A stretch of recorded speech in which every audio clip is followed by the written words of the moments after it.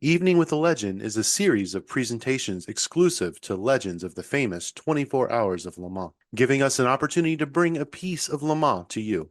By sharing stories and highlights of the big event, you get a chance to become part of the legend of Le Mans with guests from different eras of over 100 years of racing.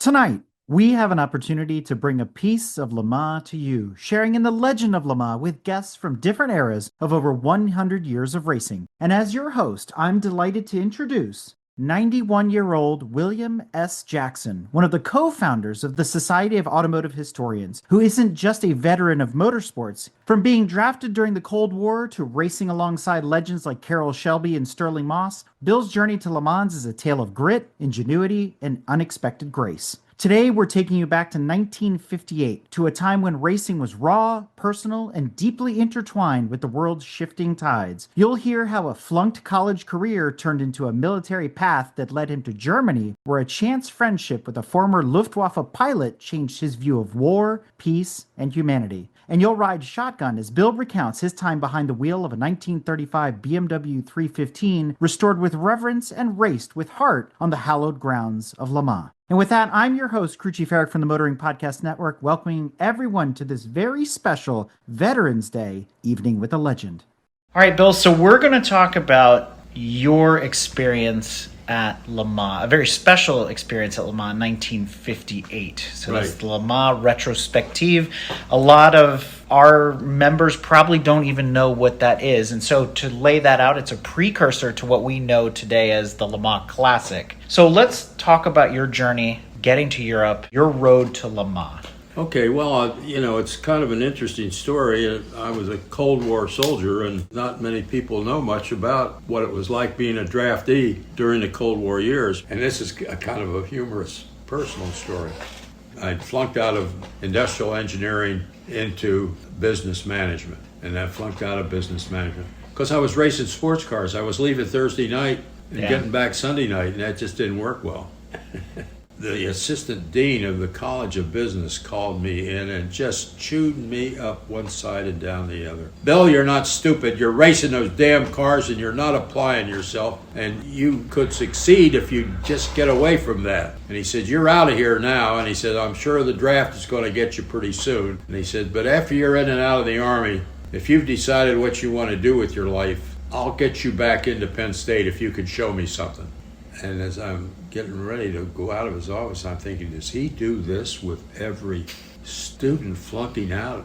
Anyway, I was drafted roughly June of 1957, sent to Fort Riley, Kansas as a member of the 1st Infantry Division. I was a graduate of Valley Forge Military Academy, so I wouldn't say that basic training was easy, but I already knew how to play the game. What that got me is I ended up being named Outstanding Trainee of the 1st Division for the year of 1957. After we had a 2-week vacation after basic training and came back to start advanced infantry training, my company commander called me in the office and he gave me a master sergeant's armband. And he said, you're to wear this, and on base you are a master sergeant, and you are assistant platoon leader for the 4th platoon, which was 44 men. And I'm just coming out of basic training, and all of a sudden, bam, I'm an acting master sergeant with a responsibility for 44 guys. We went out on a winter maneuver in December. We were supposed to be out for 3 days. What they called in Kansas a blue norther blew in. It dropped to about 20 above with wind. They canceled the operation, but they couldn't get us trucks out to pick us up till the next day. So the company commander says to each of us platoon leaders, you take care of your guys tonight and we'll get out of here tomorrow. Well, most of the platoons built a gigantic bonfire and gathered around it and cooked their front and froze their rear. I took my guys down into a dry stream bed and we dug fire pits into the sides of the stream, out of the wind. I had them put their pup tents up 2 pegs high instead of 3 pegs high, so they would cut the wind. And as per usual, put dirt around the edges so it wouldn't blow away. Fill them full of buffalo grass, and then get their sleeping bags out, and I went around and checked every one of them to be sure they took their boots off before they got into the sleeping bags. Well, the first sergeant comes around. Jackson, what is all this non-reg stuff? You're not allowed to do this. Put those tents up properly. And yes, Sergeant. As soon as he left, I told the guys, I said, just leave everything the way it is. Well, the next morning, the colonel of the regiment comes around with the company commander and the first sergeant. They suffered 11% frostbite. They came down to the sunken stream bed. My guys are gathered around the fire pits in the side of the stream, and they'd all had a good night's sleep, and I hadn't lost a man. The colonel looks around, says, who's in charge here? And the first sergeant is smiling, He says, he is. So I'm standing there at attention, and the colonel says, Sergeant, what is all this? Where'd you learn to do this? Boy Scout Troop 7, Clearfield, Pennsylvania, sir. Got a big grin on his face and says, carry on, Sergeant. And they went away, and the first sergeant is kind of behind him going, grumbling. But anyway, that was one of the most interesting experiences I had as a platoon sergeant right out of basic training. Well, when I went over to Germany, of course, I was back as a PFC again. I went over, I think, probably been September, October, something like that. So before you got deployed in Germany, you were racing here in the States. Oh, yeah. My very first event was the Breakneck Hill Climb outside of Cumberland, Maryland, because I had just finished my 21 hours of observed practice and were required to get your SCCA license. And they liked you to run 2 or 3 hill climbs before they cut you loose for road racing. So I started racing with a 54 Jag XK120 modified roadster, and it was soft sprung. You could bottom out and take out $300 worth of mufflers. So I had made a set of straight pipes, came out under the driver's door. So like I say, this is my very first event. I'm under the car putting the straight pipes on. Somebody starts kicking my foot. I look out from underneath and I see the bottom of farmer bib overalls. I thought some stupid farmer's going to ask me a bunch of dumb questions. So I yelled out from under the car, what the hell do you want? And there's silence. And then, y'all got it, Jack? Having lived in Texas, I recognized the accent. And I'm thinking, there's this guy from Texas that had been racing on the West Coast. They said it's coming east, that races in farmer bib overalls, named Carroll Shelby. So I rolled out from under my car, and sure as hell, it's Carroll. Yes, Mr. Shelby, I have a Jack. He was driving for some millionaire who had bought one of the last front-engine Ferrari Grand Prix cars and hired Carroll to drive it, and he was going after the SCCA Unlimited Class Hill Climb Championship. So I go with Carroll up to the Ferrari pit, and there it sits with a flat left rear tire, and somebody forgot the jack. Anyway, that was the beginning of a relationship with Carroll, because he had come east and was running some of the same courses I was. Back up to January 57, driven for the Morgan factory team. They ran the spring sprints at Upper Marlboro. The AC Bristol importers had run a big article in the Washington Post that they were coming to Upper Marlboro for the SCCA spring sprints, and they were going to show the locals how it was done. So long story short, I beat the top AC Bristol driver for Indy production in the spring sprints at Marlboro. So afterwards, I'm down in the pits. We run what you brung, and I'm putting the windshield back on and taking the racing screen off and all.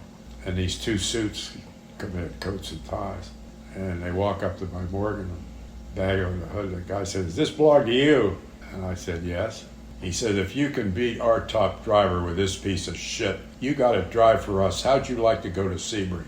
Well, AC's plan was to have 4 cars at Sebring, but they only gave him 3 entries. So I ended up as a relief driver of the other 3. I'll be honest with you, I never got in the race. I got to practice. I was on the track with Mike Hawthorne and Sterling Moss and Juan Fangio. But you still had to get your license, right? That's where I got my license. You had to have an FIA license to run Sebring. And I had gotten it, real quick. I had about a month and a half. I got my FIA license based on my SCCA license. For a U.S. race, you need an international license. Yeah, you had to have the international license because apparently Sebring was on the international calendar. But anyway, fast forward Sebring. Carroll Shelby and Roy Salvadori, the British driver, are driving a Maserati for the factory. And they did something 62 laps in and were disqualified. So Carroll is just walking the pits. and he comes over to the AC Bristol pit, and our practice car, which I ended up buying from the factory incidentally for $3,500, is sitting in the back of the pits. And Carol says, "Bill, would you mind opening that hood and let me look in that engine bay?" So I go back and, and put the stick in it to hold it up, and he's back there for about 20 minutes practically climbing into the engine bay in that AC Bristol. So I finally went back just to see what he's doing, and he's checking out the front suspension and the steering and everything. And he said, "Man, you could fit a big American V8 in here and you'd really have something." This is March 1957, first Cobra 64. He was thinking about it even then. And of course, AC, Bristol quit making engines. So they're sitting there with that beautiful Roadster with nothing in it. And Carroll had already been talking to Ford, and he brought them together. And voila. We had the Cobra.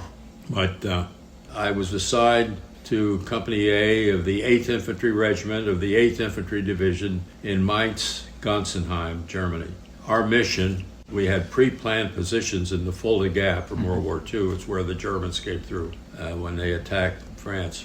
And our mission was, as we called it, if the balloon ever went up and the East Germans and the Russians came across, we were to dig in and hold in those pre-planned positions for 2 hours till they got reinforcements up. Initially, I was a BAR man, but then when the company commander found out about what I had done in basic and advanced infantry training, I became company guide, what they call a pathfinder now. And I used to run patrols up near the East German border. Even right up to the border, I don't know whether it was the East Germans or the Russians that built them, but they had built some guard towers. I even got close enough one day to wave at the Russians up in the guard tower. One of our maneuvers or training was a live fire exercise at what had been a German SS training camp in World War II at Wildflecken. I'm company guide. The range officer brings me aside and he hands me full tracer ammunition.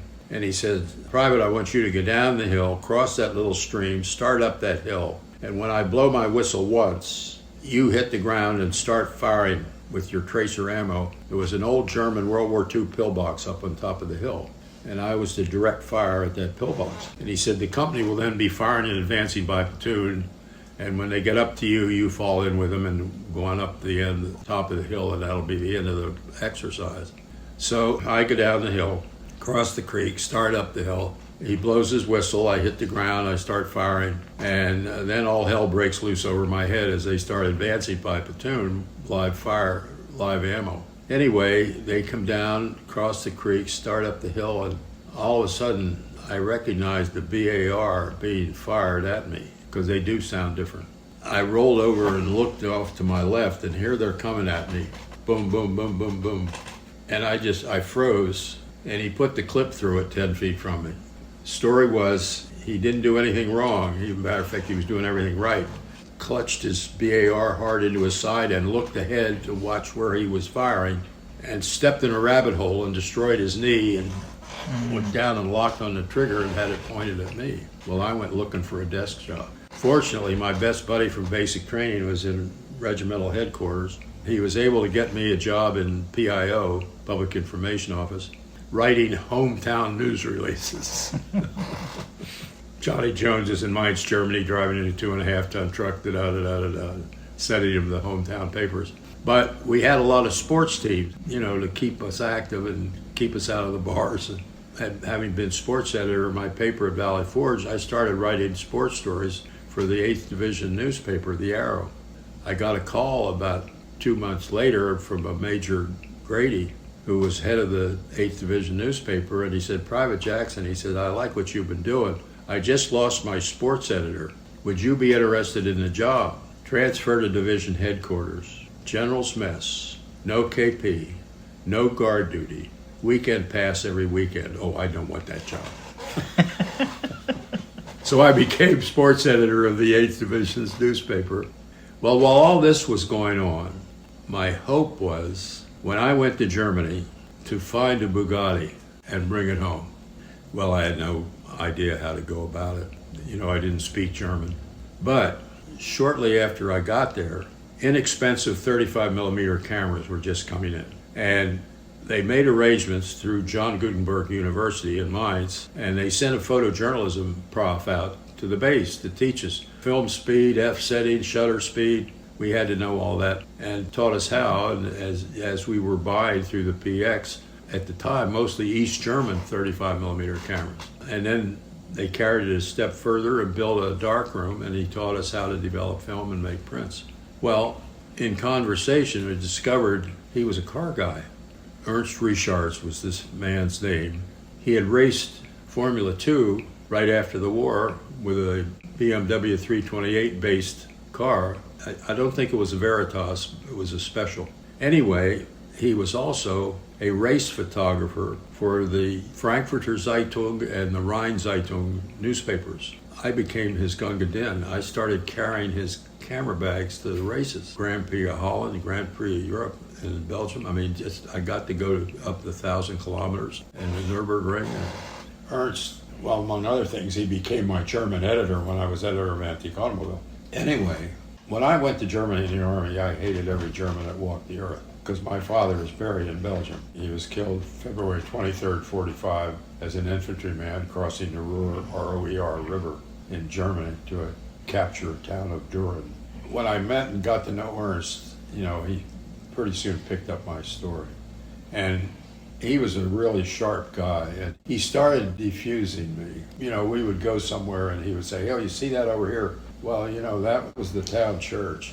You guys came in and just bombed it flat." The one that I remember most, we were going to a race and we were on the Autobahn. There were no rest stops on the Autobahn, but the Germans were very casual. So we just had stopped to get out and pee.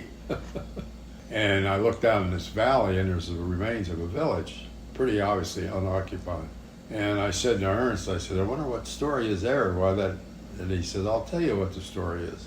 I mean, he had very carefully planned this.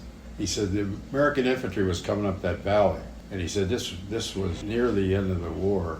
At that point in time, the American Army and the Army Air Corps had worked out where the ground units had a ground-air radio, and there were medium bombers just flying around waiting for assignments. Anyway, this infantry unit started taking artillery fire, and they thought the spotter was in the steeple of the church in this little village. So they called in medium bombers, and they flattened this town. Ernst is telling me this story. He said that when the infantry unit occupied the town, there was no artillery spotter in the church steeple. And I said, "You certainly seem to know a lot about this, Ernst." And he said, "Yes, my grandfather was one of the ones that was killed." But he very carefully did this and defused me. I mean, I came home at peace. But the thing that was the biggest shocker with Ernst, after he got to know me about 6 months, he invited me over to his house. And I walked into his living room, and framed over the fireplace, the dual controls out of some kind of an airplane. And I said, "Ernst, what is that?" He says, "That's the dashboard out of a B-24 Liberator." I said, "Where the hell did you get that?" He said, "I shot it down." He said, "As a matter of fact, I shot down 5 of them." He said, "Bill, I flew a Focke-Wulf 190 in the Luftwaffe. I hated Hitler. I hated the Nazis for what they'd done to our country. But if you said anything against them, they took you out and shot you." And he says, "But Bill, I am a German, and you were kicking hell out of my country." Because, what he showed me was where we had unnecessarily killed civilians. And, it's just like the Russians now in Ukraine. And he said, "Please don't ask me to apologize." And I got it. And like I say, I came home in peace. I've thought about it in retrospect. I became the son he wished he'd had. Ernst and I really bonded. I had told him about wanting a Bugatti. Well, he knew his way around, and then we found 2 Bugattis in a bombed-out garage in Wiesbaden at the end of a bombed-out alley. We couldn't find out who owned them. And Ernst said, "Bill, we're going to hack our way in that alley and hack our way into that garage, and somebody's going to show up and say thank you very much." He said, "Let's keep looking." So it wasn't too long after that he said, "I found a car for you." I said, "What is it? Bugatti?" "No, it's not a Bugatti." "What is it?" "Well, you've got to see it." So we went down into the old part of Mainz to an old home and to the horse stable in the back.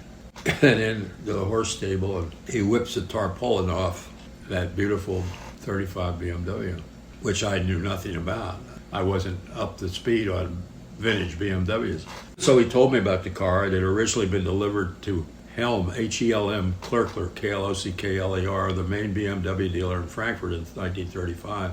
And he had hill climbed with it. Ernst and I, we were told that he had won the 1500cc German hill climb championship in 35 with it. BMW would not verify this. Helm Klöckler was a Nazi, and they would not talk about anything Nazis did with their cars. So whether it's true or not, I don't know. But anyway, I said to Ernst, because I said, who owns this? And he says, I do. I said, you know, we've been looking for a car. Why didn't you tell me you had this? And he said, you GIs.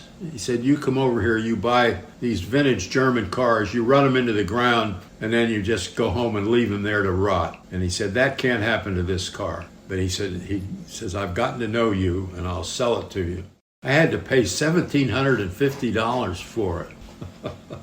And he said, you can do this, we'll do this one of two ways. He says, you give me $1,750 and you can do with it what you want. He says, or you give me the $1,750, I'll keep $1,400 and I'll use the rest to restore it under my supervision, because he wanted it done right and he had the contacts. Now, the one reason my car is only worth $120,000 instead of over $200,000 like the two for sale in Germany is when they got the car to a garage, it had one of the earliest Hurt roller bearing crankshaft engines, and nobody knew how to work on that. So what we did, we found a stock 35 Type 315, and we took the lower end, took everything from the head down, and rebuilt that, and put the racing head with 3 carburetors on it. So that's why, you know, mine does not have the proper serial number on the engine to go with the VIN number. But it's a little bit more of a hot rod. Yeah. I mean, for a purist, that's a death knell. Was it difficult to find parts for a nearly 30-year-old BMW at that point? Not at that time. There was a vintage BMW club, and Ernst had connections there, and we were able to get enough parts to rebuild it, get it on the road, and it became my everyday driver. I mean, everybody in the 8th Infantry Regiment knew my car. You wanted a Bugatti because obviously its racing pedigree is known around the world. So was it always your intent to go racing in Europe? No. I figured my racing career at least was temporarily over until I got out of the Army. But anyway, I'd gone to Europe with no plans really to race. I mean, I had my AC Bristol at home in the garage. I bought our practice car from Sebring, from the company afterwards, and I had to pay $3,500 for it. Big money in the 1950s. But it was sitting at home in the garage, you know, so I didn't have money to, you know, to really buy a exotic new race car. But anyway, Ernst and I, we would take my BMW and go to the races in that. I've never forgotten, we were going to the 1,000 kilometers up at the Nürburgring. I was worried about parking that car just in the parking lot. But as we got close to the Nürburgring, the police just kept motioning me through, right up to the race.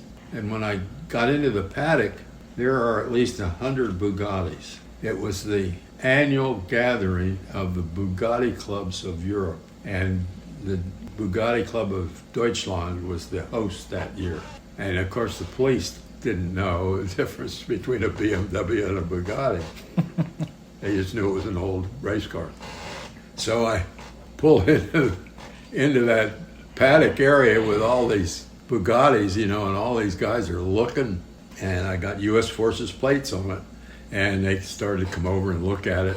Ernst was with me, and of course, and I noticed 3 guys talking with their heads together. And then they came over, shook my hand, and explained to me in German with Ernst telling, you know, what they were saying. And what they said was, we really appreciate your appreciation of a German engineering of a car, and in appreciation for what you have done, we are making you a lifetime member of the Bugatti Club of Deutschland. And they presented me with a beautiful car badge, which is on the side of the hood of the BMW still. So, I mean, that was one of the thrills I had with it. I joined the Hesse, H-E-S-S-E Motor Sports Club, which was like saying the Pennsylvania Motor Sports Club. Did some not serious airport racing, but some fun racing with the German guys. You know, they really liked the fact again that I had this work done on this car. So how did you hear about the Le Mans Retrospective? I mean, was Well, Le Mans ever... Well, with Ernst's connections, he came to me and he said, "Bill, how'd you like to run the Le Mans Retrospective race?" I thought he meant the 24-hour. And I said, "I can't run the BMW for 24 hours. He said, no. He says, "The day before the 24-hour, there's a 1-hour race called the Le Mans Retrospective for cars that raced there prior to World War II, prior to 1939. He says, your BMW qualifies, and I can get you an entry." So PFC Jackson goes to his company commander in the 8th Infantry, Company A of the 8th Infantry Regiment, and I said, everybody knew my car on base. "Captain," I said, "I have an opportunity to run my BMW in the Le Mans Retrospective race." Explained to him what it was, and he said, "Jackson, that's above my pay grade. I can't give you permission to do that. You're going to have to go see the colonel." So I go up to headquarters, the 8th Infantry Regiment, to the colonel's office, and I go in and I make the same presentation, and he says the same thing. "That's above my pay grade, Jackson. You're going to have to go to division headquarters and talk to somebody up there."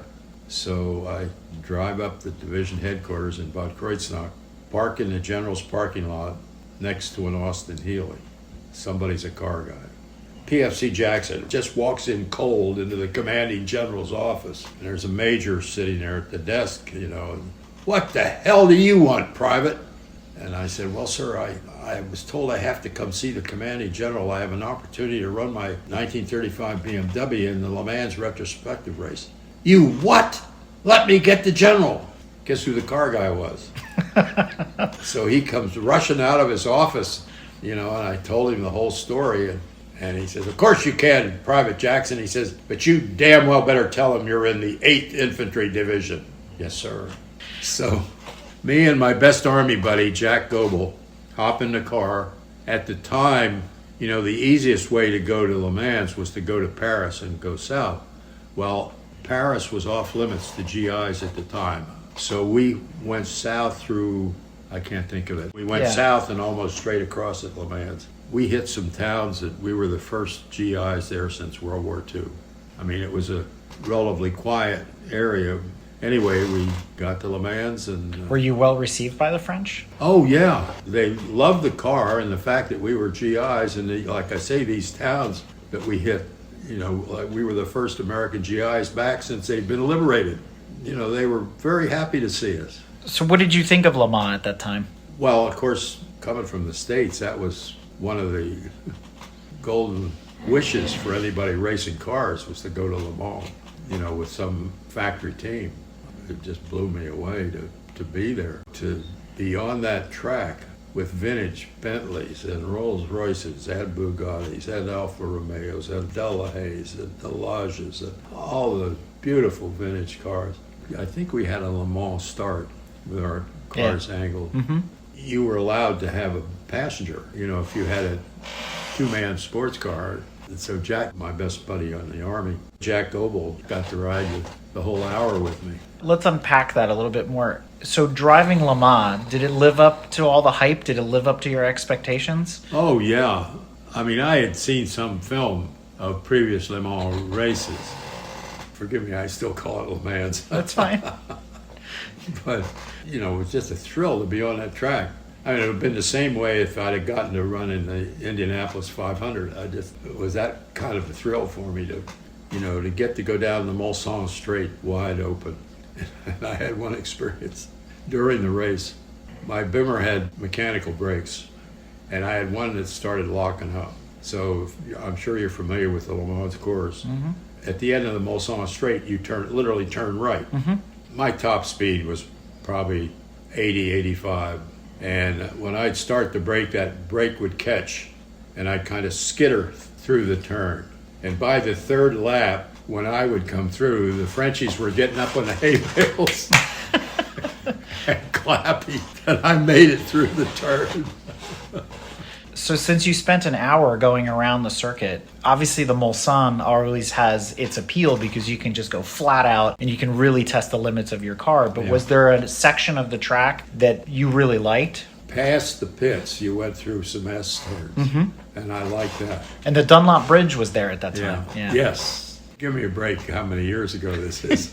And I'm 91 years old. But yeah, that was the other part I liked when we hit those S-turns in Dunlop Bridge.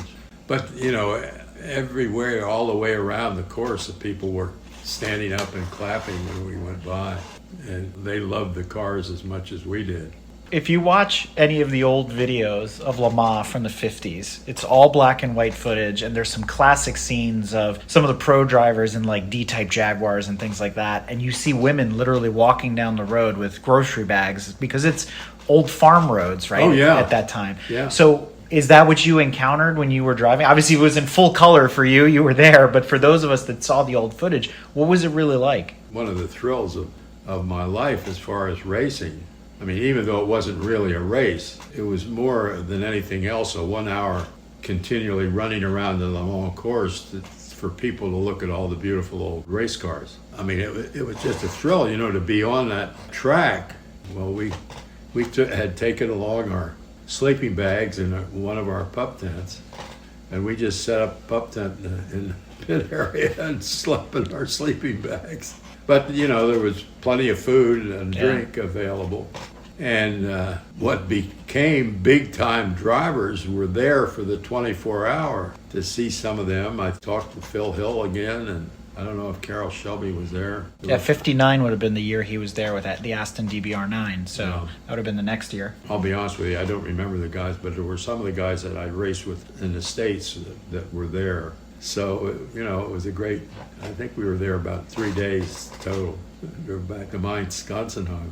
So to continue to talk about the Le Mans experience a little bit, one of the questions we asked the pro drivers that come on and talk about their experiences at Le Mans, one of the things is, what did Le Mans teach you? Because a lot of people will take what they learned from that experience and bring it back to their racing when they come home. So what do you think Le Mans taught you? Don't do anything crazy and showing off. As I said, our race wasn't really a competition, so there was no reason to press it. I can remember a couple times hitting a turn with, say, a vintage Bentley. I would just kind of, after you, my dear Alfonso, you know, let him go. There was no reason to turn it into a pitched battle. There was nothing to be gained.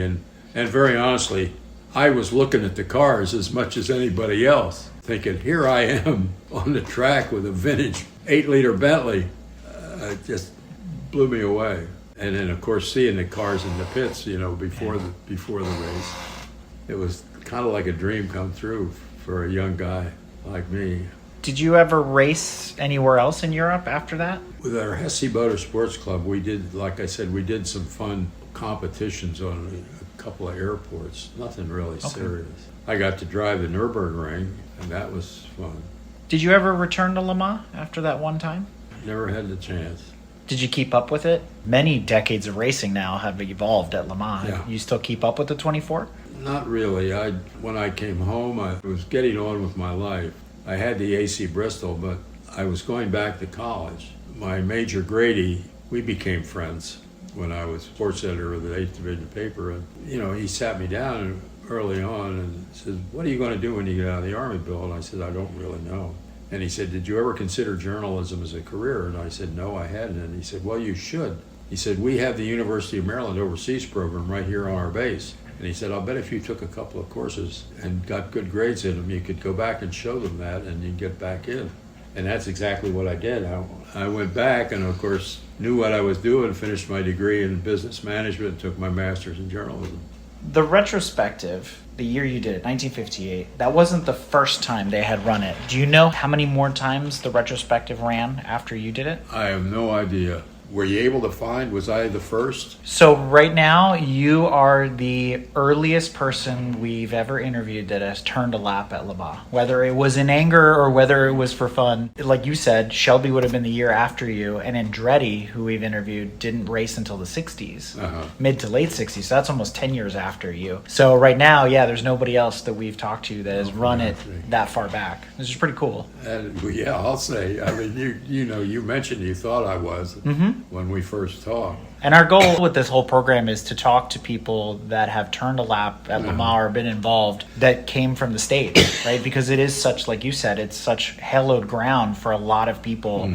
It's that bucket list, I want to get there one day sort of thing. And so it's pretty amazing to hear the stories. Would it surprise you to know that, and it's not a direct correlation, that has morphed into something that is now known as Le Mans Classic? Do they still run it? They are now running it starting this year, every year from now on, alongside of the 24. Well, that's what they did then. Right. So now they do it 2 weeks later, and they run 3 days, and it's a full competition. Would you like to guess how many people attended this year's Le Mans Classic? I have no idea. 220,000 people were in attendance. It's the biggest vintage race of the year. Well, people like old cars. Yeah, right?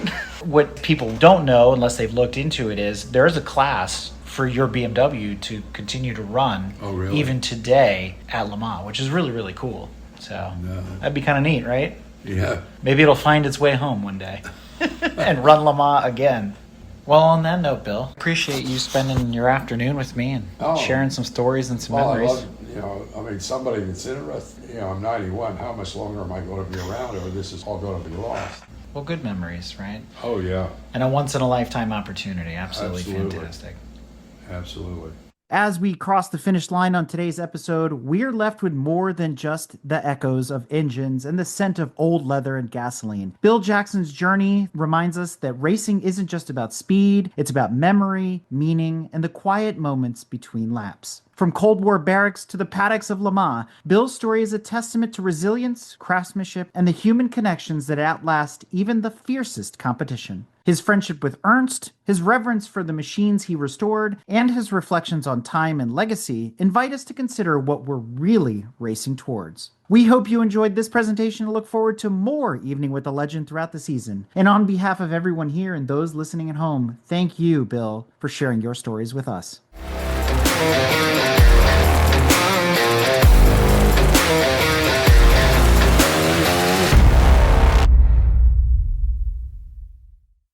This episode is brought to you in part by the Society of Automotive Historians. They encourage research into any aspect of automotive history. The SAH actively supports the compilation and preservation of papers, organizational records, print ephemera and images to safeguard, as well as to broaden and deepen the understanding of motorized wheeled land transportation through the modern age and into the future. For more information about the SAH, visit www.autohistory.org.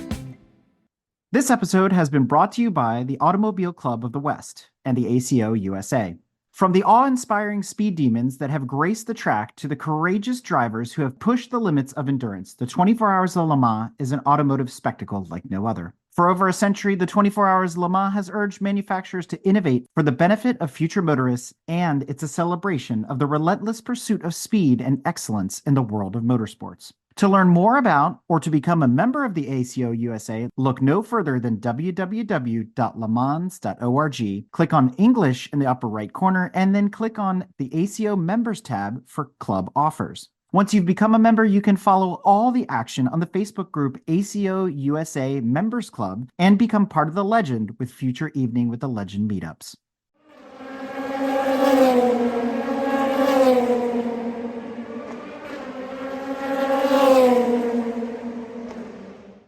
This episode has been brought to you by Grand Touring Motorsports as part of our Motoring Podcast Network. For more episodes like this, tune in each week for more exciting and educational content from organizations like the Exotic Car Marketplace, the Motoring Historian, Break Fix, and many others. If you'd like to support Grand Touring Motorsports and the Motoring Podcast Network, sign up for one of our many sponsorship tiers at www.patreon.com/GT Motorsports.